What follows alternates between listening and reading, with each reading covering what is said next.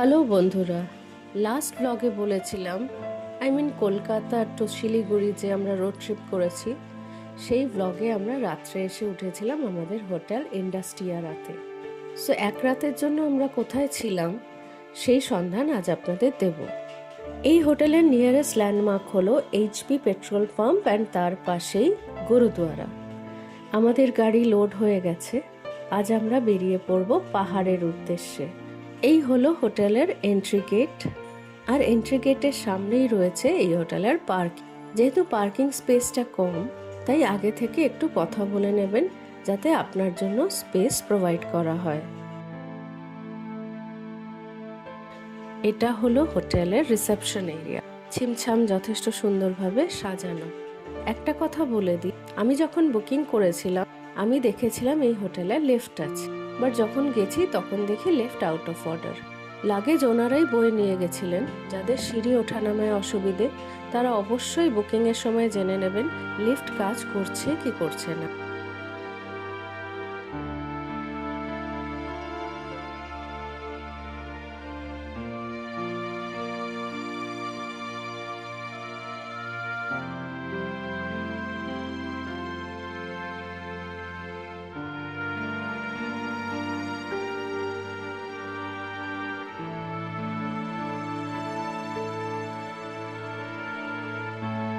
এই হলো আমাদের রুম 201। চলুন তাহলে একটা রুম ট্যুর নিয়ে নেওয়া যাক।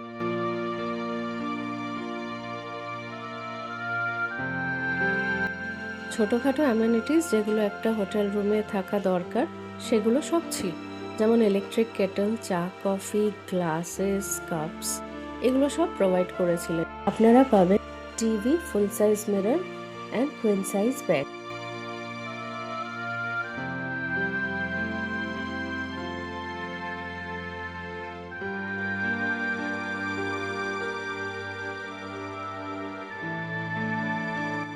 ওয়াশরুমটা দেখে নেওয়া যাক, যথেষ্ট পরিষ্কার পরিচ্ছন্ন।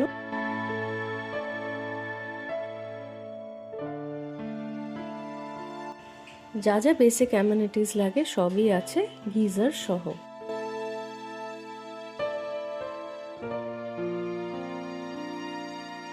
চলুন তাহলে এবার ওয়ার্ড্রোব এরিয়াটা দেখিয়ে দিই।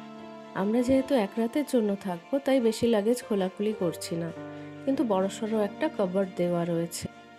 যে কয়েকদিনের জন্য থাকবে তাদের কোনো অসুবিধে হওয়ার কথা। স্টাফ বিহেভিয়ার যথেষ্ট ভালো, অ্যান্ড ইনবিল্ট রেস্টুরেন্ট থেকে আপনারা অর্ডারও করতে পারেন।